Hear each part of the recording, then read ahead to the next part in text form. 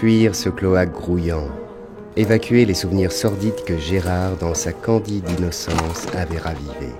Tels étaient à ce moment précis mes plus chers désirs. Je suis super content de te revoir, tu sais, Hein? Oh bah non, y a rien de plus à dire. Allez, on s'en reparlera plus tard, faut se carapater, mon vieux. Allez, j'arrive, Robert! T'es encore au chef, il faut que t'arrêtes de pisser, sinon tu vas finir en poudre, Tu l'aimes bien la cave, il est où? Allez, j'arrive, Robert! Gérard me laissait une brèche dans laquelle il fallait m'engouffrer sans délayer si je ne voulais pas être Roxy sur l'instant.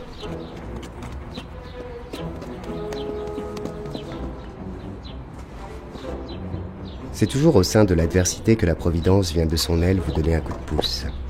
Si tant est qu'une aile puisse avoir un pouce.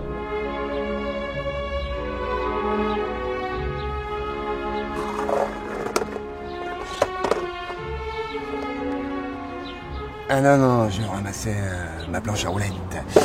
Et je me disais... quel dommage que cette planche à roulettes ne soit pas plus... saine. C'est une habitude chez vous, vous ne le faites pas exprès? De quoi?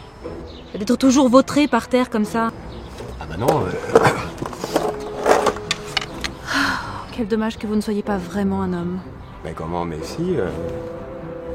je suis un homme. Ah, Ursula...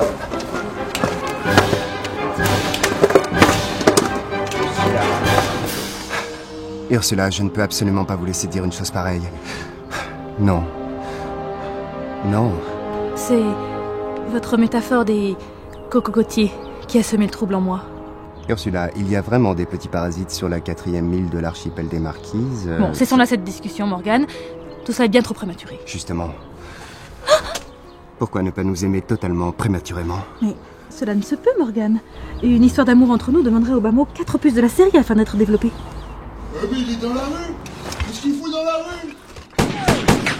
Au diable, cet opus. Non, 4. Fuyez avec moi, Ursula. Mais fuir m'est impossible, Morgane. Ma robe m'empêche de courir. Alors j'irai seul l'exiler sur les terres au milieu du... Et on vous tire dessus, Morgane, là. Quand vous reverrai-je? Confiance au hasard.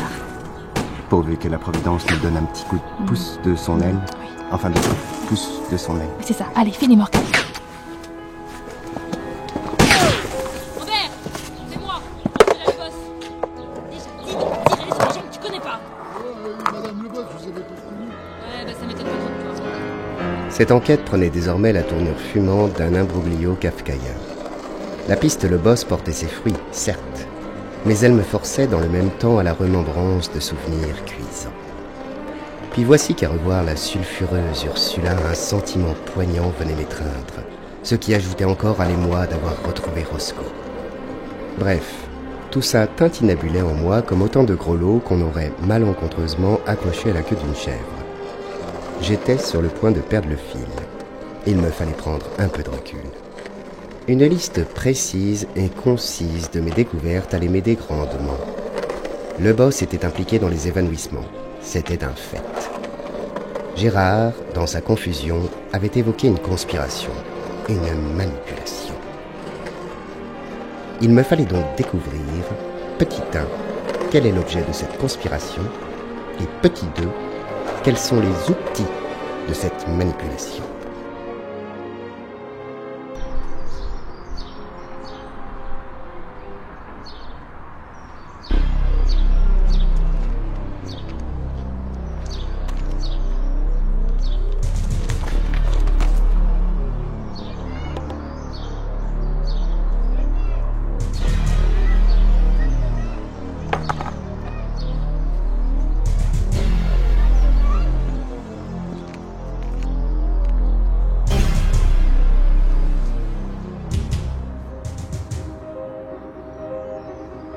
Aussi paradoxal que cela puisse paraître, c'est ce tract qui donna un nouveau souffle à mon investigation. Eh oui, Soupe à l'oignon. Ce titre avait fait tilt dans ma mémoire. Soupe à l'oignon. Soupe, oignon, soupion.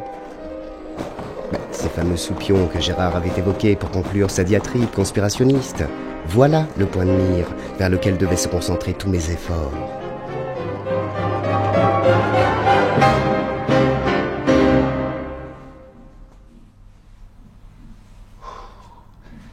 calme, en avant droit et silence du Dieu.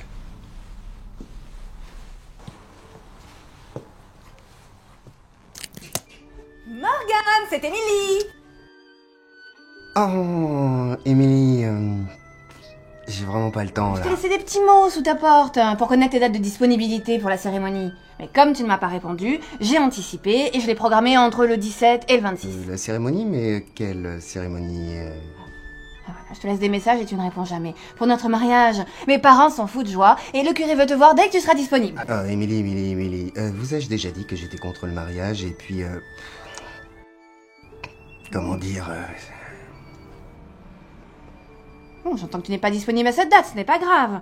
Il me faut une réponse pour le 14. C'est important, je compte sur toi.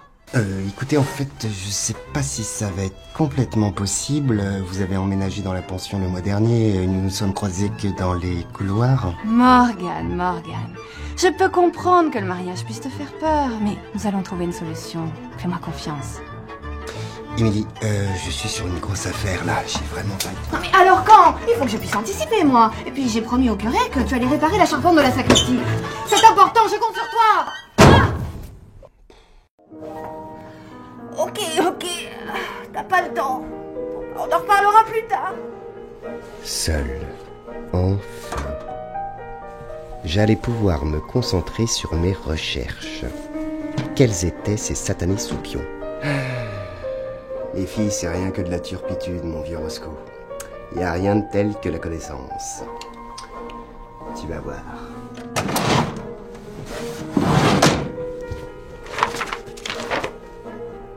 T'es prêt?